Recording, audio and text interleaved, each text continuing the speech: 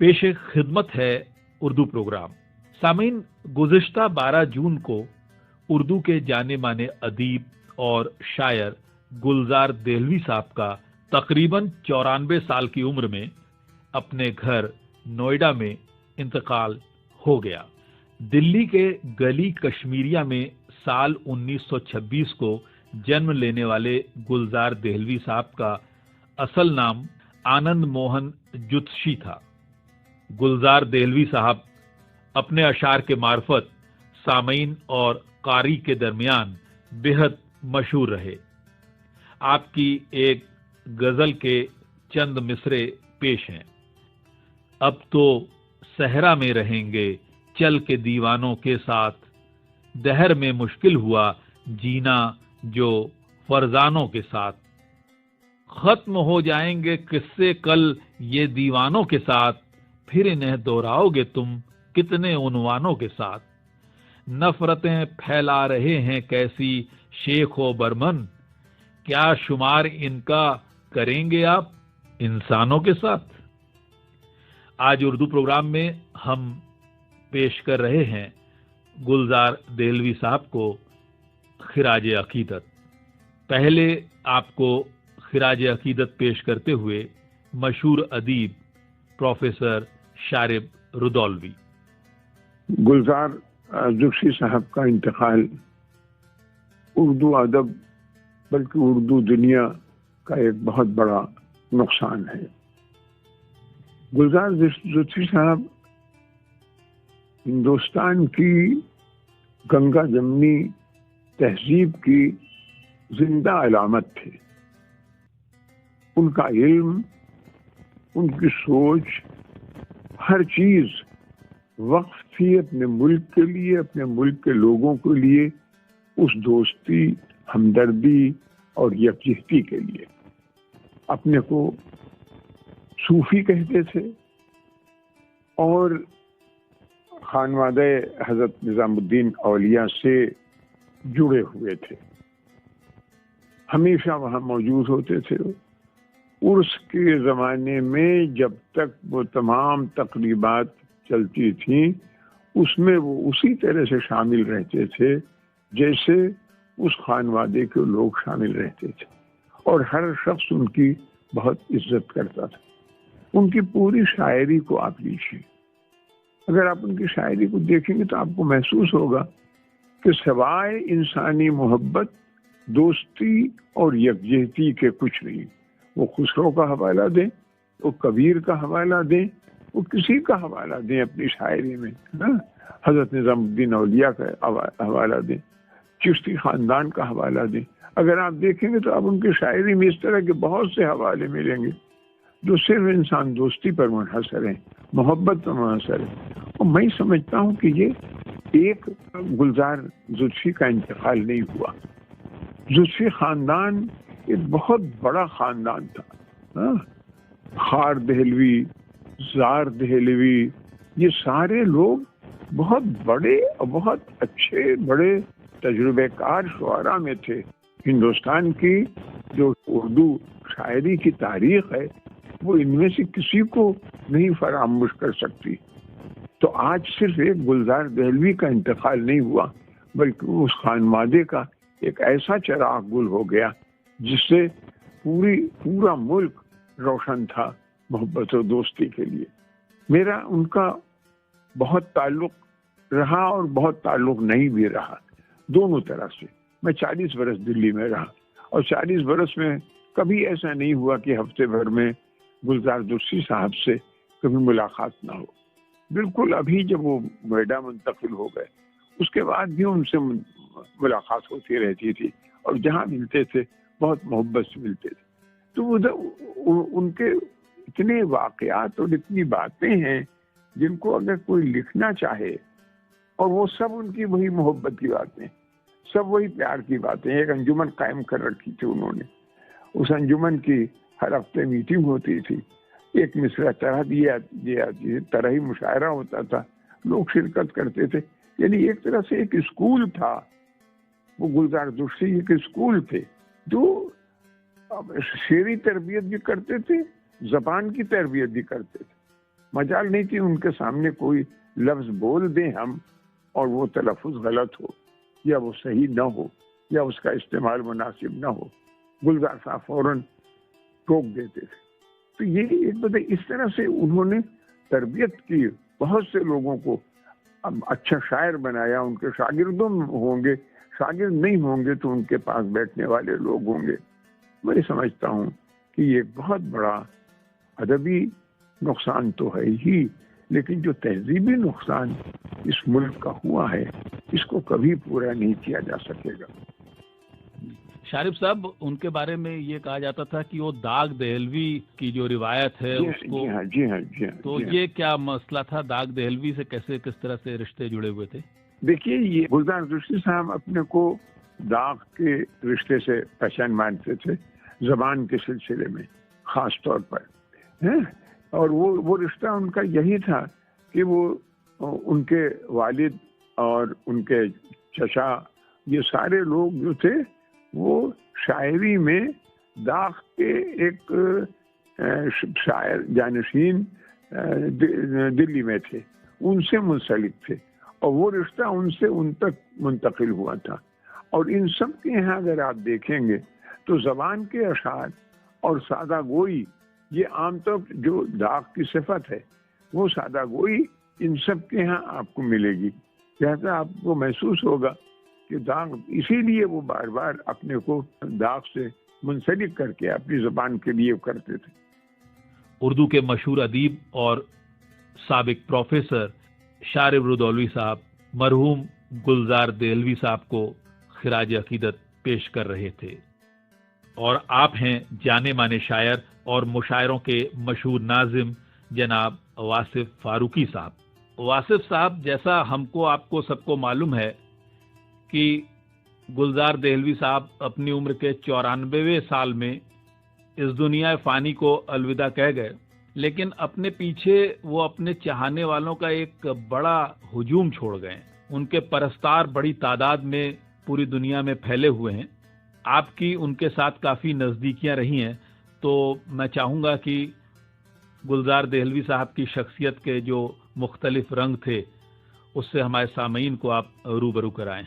हाँ साहब, कल एक बुरा दिन था हमारे लिए, 12 तारीख जून की, और ये खबर जिस वक्त आई है, हालांकि एक उम्र की वो मंजिल जो 94 साल जिसने अपनी जिंदगी की बहारें देखी हों, उनके लिए तो अनसर्टेनिटी थी कि वो भी पिछले 2 साल से उनकी तबीयत ठीक भी नहीं थी, सेहत अच्छी नहीं थी उनकी। लेकिन उसके बावजूद गुलजार साहब मेंटली इस कदर हेल्दी थे जिसका कोई जवाब नहीं। बहुत सी मेरी यादें उनसे वाबस्ता हैं, बहुत से ताल्लुक ऐसे हैं जिसमें अगर बात शुरू की जाए तो बड़ी लंबी गुफ्तगू की जा सकती है। जी, बहुत तवील गुफ्तगू की जा सकती है। उसकी वजह यह है कि ये वो शख्सियतें हैं जिन पर थोड़ी देर की बातचीत कोई बहुत ज़्यादा कारामद भी नहीं होगी, इन पर तो पूरी किताबें लिखी जा चुकी हैं। गुलजार साहब की शख्सियत मेरे तजर्बे में जो हमारे बुजुर्ग आए हैं जितने भी, उसमें गुलजार साहब शायद उन बुजुर्गों की आखिरी कड़ी के तौर पर मैं देखता हूँ उनको, कि इसके बाद दूर दूर तक कोई ऐसी शख्सियत नज़र नहीं आती। सिर्फ दिल्ली नहीं बल्कि जो हमारे हिंदुस्तान का जो कंपोजिट कल्चर है उसकी एक जीती जाती तस्वीर के तौर पर गुलजार साहब का किरदार हमेशा याद रखा जाएगा। बिल्कुल नाकाबिले फरामोश कैरेक्टर था वो। उनका मामला ये था कि वो जबानों पर उनका बड़ा उबूर था, कई जबानों के माहिर थे वो, अंग्रेजी बहुत अच्छी बोलते थे, जानते थे। उर्दू के तो खैर वो ऐसे दिलदादा थे, ऐसे परस्तार थे, ऐसे खादिम थे, जिस तरह के बेलौस खादिम मैंने तो अपनी ज़िंदगी में नहीं देखे। कारोबार कोई भी हो, चाहे वो उर्दू का शो बिजनेस हो या किसी भी ज़बान का कारोबारी सिलसिला हो, उसमें तो बहुत से लोग आगे रहते हैं और 5 स्टार कल्चर होता है उनका, हवाई जहाज़ों के सफ़र होते हैं। लेकिन वो प्रैक्टिकली उर्दू के लिए कोई काम करते नज़र नहीं आए हैं बहुत सारे लोग। कुछ लोगों ने तो अपनी ज़िंदगियाँ वक्फ की। लेकिन गुलजार साहब का मामला ये था, गुलजार साहब ऐसी मल्टी डायमेंशनल पर्सनालिटी थे जी, ऐसी हमा जो है शख्सियत थे जिनकी एक शख्सियत में न जाने कितनी शख्सियात जम थी उनके ان کی شخصیت میں. وہ ایسے پنڈت تھے جو رمضان کے مہینے میں باقاعدہ طور پر روزہ رکھنے کا اہتمام کرتے. وہ ایسے پنڈت تھے جو نوراتر کے ورت رکھنے میں کبھی انہوں نے کوتاہی نہیں کی. وہ ایسے پنڈت تھے جو حضرت نظام الدین اولیاء کو اپنا پیر سمجھتے تھے اور ان کے عرس میں کے مینجمنٹ کو مدتوں انہوں نے سنبھالا. سائنسی دنیا ایک رسالہ نکلا تھا پنڈت نہرو کے زمانے میں جی. اس کے سب سے پہلے فاؤنڈر ایڈیٹر کے طور پر گلزار صاحب نے مدتوں خدمات انجام دی. تو ایک ایسی شخصیت تھی جو صرف شاعری تک محدود نہیں تھی. ان کی گفتگو, مجھے بہت سے واقعات یاد ہیں. کہ اندور میں ایک مشاعرہ ہونا تھا. اندور میں کبھی نعتیہ مشاعروں کا کلچر نہیں رہا. نعتیہ مشاعرے اندور میں نہیں ہوئے, نہ ہونے کے برابر ہوئے.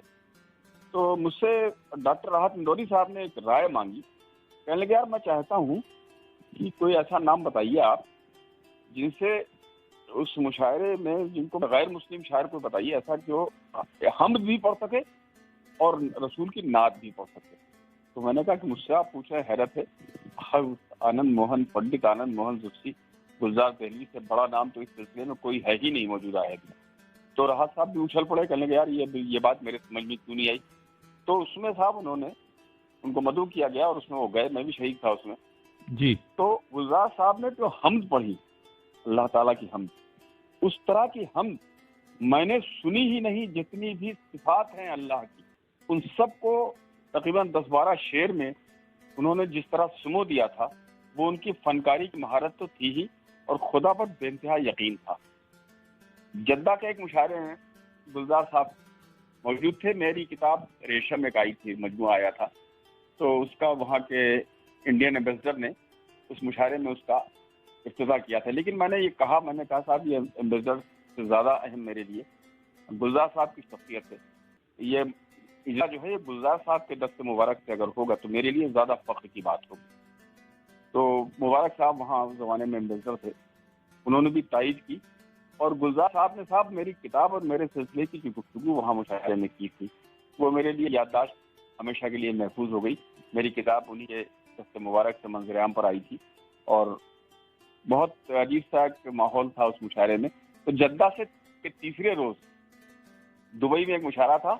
وہ مشاعرہ بہت بڑے لیول کا نہیں تھا, لیکن اس میں گلزار صاحب بھی مدعو تھے اور میں بھی مدعو تھا جی. تو گلزار صاحب کہنے لگے کہ آپ اس فلائٹ سے چل رہے ہیں. تو میں نے کہا میں پرسوں پہنچوں گا دبئی, کل میں رک رہا ہوں یہاں. کہنے لگے کیوں؟ تو میں نے کہا صاحب میں عمرہ کرنے جاؤں گا, ابھی جب یہاں آیا ہوں تو عمرہ کیے بغیر میں یہاں سے سفر آگے نہیں بڑھاؤں گا.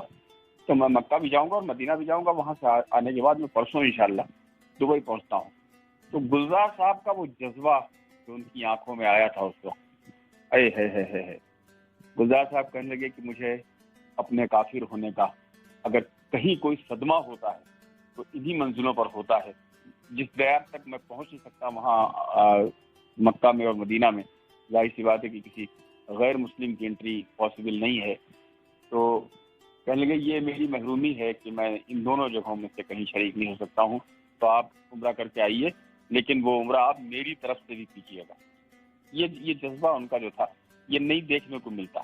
ہوتا کوئی نظر انداز کر دیتا ہے, ٹھیک ہے صاحب یہ مسلمان ہیں عمرہ کرنے جا رہے ہیں, کوئی مسئلہ ہی نہیں. تو کہنے لگے وہ عمرہ آپ میری شرکت کے ساتھ وہاں کریں گے, یہ مجھ سے وعدہ کر کے جائیے. تو اس طرح کے جذبات جو تھے ان کے, وہ ایسے تھے کہ یاد ساری زندگی رہیں گی, جب تک آخری سانس ہم لوگوں کی رہے گی. گلزار صاحب کی یہ محبتیں یاد رہیں گی. مہمان نوازی کا ان کا ایک اپنا الگ طریقہ تھا. نوئیڈا میں جو بھی ان کے دولت قدر تک پہنچ جاتا تھا, اس کا جو اعزاز کرتے تھے, وہ جو مہمان نوازی کرتے تھے, اس کے لیے جو سراپا سپاس ہو جاتے تھے, وہ اتنا بڑا کردار اس کو دیکھنے کو ملتا تھا گلزار صاحب کا کہ آسانی سے اتنے بڑے لوگ ایسے نہیں ہوا ہوتے جیسے گلزار صاحب تھے.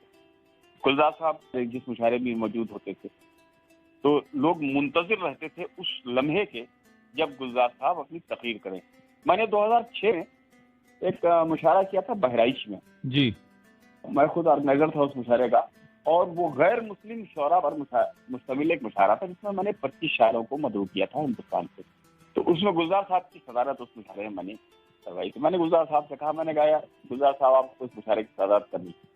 تو گلزار صاحب نے جواب دیا کہ لیں گے میاں تم مجھے بلا رہے ہو, میں ضرور آؤں گا, لیکن مجھے یہ بتاؤ کہ یہ غیر مسلم شاعروں سے کیا مراد ہے تمہاری؟ اس کو ادب کو تم خانوں میں کیوں بانٹ رہے ہو؟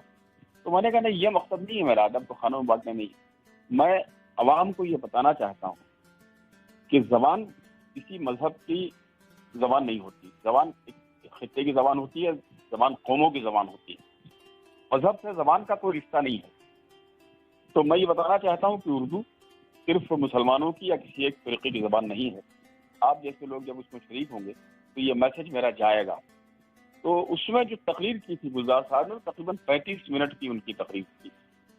اس میں جو حوالے ان کی تقریر کے تھے، ایک ایک جملے پر ان کے جو سامعین کا جم غفیر تھا، اس نے 5 منٹ تالیاں بجائیں۔ تو یہ گلزار صاحب کی جادوئی شخصیت کا کمال تھا۔ یہ اس کا اثر یہ پڑا کہ بہت سے ہمارے بہرائچ کے مارکیٹ کے دکاندار، جن کے یہاں جو بینر ان کے وہ ہوتے ہیں کیا ہوتے ہیں سائن بورڈز، انہوں نے اپنے سائن بورڈز پر اردو میں خاص طور پر گلزار صاحب کی تقریر کے بعد اپنی دکانوں کے نام لکھوائے۔ کیا بات ہے! بہت سے دکانداروں نے۔ تو یہ کام کسی دوسرے کی تقریر سے یہ کام ہو ہی نہیں سکتا تھا۔ اور خاص بات یہ ہوئی کہ جو آج تک چینل ہے، اس زمانے تک میں سمجھتا ہوں کہ آج تک نے کوئی بھی ادبی پروگرام اپنے چینل سے ٹیلی کاسٹ نہیں کیا تھا۔ اس نے جو وشیش ان کا ایک کارکرم آتا ہے، اس کو 3 قسطوں میں ہمارے اس مشاعرے کو خاص طور پر آج تک نے ٹیلی کاسٹ کیا۔ تو یہ بھی شخصیت انہی کی تھی، اور ہر چینل سے خاص طور پر ہر ایپیسوڈ میں گلزار صاحب چھائے رہے۔ تو اس زمانے میں ڈاکٹر وقار صاحب منسٹر تھے اور اس کی سعیدہ صاحبہ ممبر پارلیمنٹ تھی۔ وہ دونوں لوگ بھی گلزار صاحب سے پہلی بار ملے تھے، لیکن متاثر اتنے ہوئے کہ وہ بالکل گلزار صاحب کے مرید ہو کے رہ گئے۔ تو یہ گلزار صاحب کی شخصیت کے بہت سے ایسے پہلو ہیں کہ میں کہاں تک کیا کیا چیزیں یاد کروں مجھے نہیں معلوم۔ اور بہت سے ایسے سفر ہیں جو گلزار صاحب کے ساتھ میں نے کیے۔ تو سفر میں بھی تھوڑا سا اچھا، ان کا غصہ بھی بہت تیز تھا، ذرا سی بات پر جس انداز میں روٹھ جاتے تھے وہ، لیکن جتنی جلدی وہ روٹھتے تھے اتنی ہی جلدی ان کو منایا بھی جا سکتا تھا۔ ذرا سی بات پہ خوش ہو جاتے تھے اور کہتے تھے نہیں وہ میرا غصہ تو بڑا عارضی تھا، وہ تو تم لوگوں کو دکھانے کے لیے تھا، میں دل سے ناراض کبھی نہیں ہوتا ہوں۔ تو اس طرح کے کتاب داغ دہلوی سے ان کا جو نسب جس کو کہتے ہیں نا، وہ نسب، ادبی نسب جو تھا ان کا، وہ داغ دہلوی سے ملتا تھا۔ اور زبان کے معاملے میں تو صاحب دہلی میں آخری تھے وہ، تو زبان کا اتنا اہتمام، بولنے میں جو لفظیات خاص طور پر جس پر کمانڈ تھا ان کو حاصل تھا، وہ لفظیات اب سننے کو نہیں ملیں گی ساری زندگی۔ ایسی گفتگو ہم سن ہی نہیں سکتے جو گلزار صاحب کیا کرتے تھے۔ تو ابھی عجیب سا لگ رہا ہے کہ میں کیا کرتے تھے ان کے بارے میں کہہ رہا ہوں، یہ مجھے بھی بڑا عجیب سا لگ رہا ہے۔ اور کیا بتاؤں، بس یہ کہہ سکتا ہوں صاحب کہ حیات و موت کی اس کشمکش کا عجب مفہوم لکھنا پڑ رہا ہے۔ حیات و موت کی اس کشمکش کا عجب مفہوم لکھنا پڑ رہا ہے، جو زندہ ہے ہمارے ذہن و دل میں اسے مرحوم لکھنا پڑ رہا ہے۔ بہت شکریہ واصف صاحب۔ ابھی آپ مرحوم گلزار دہلوی صاحب کے سلسلے میں جناب واصف فاروقی صاحب کے یہ تاثرات سماعت فرما رہے تھے۔ سامعین، آج کا اردو پروگرام گزشتہ 12 جون کو دنیا فانی کو الوداع کہنے والے مشہور شاعر اور ادیب گلزار دہلوی صاحب کو خراج عقیدت کے طور پر پیش کیا گیا۔ اب اپنے دوست پرتل جوشی کو دیجیے اجازت۔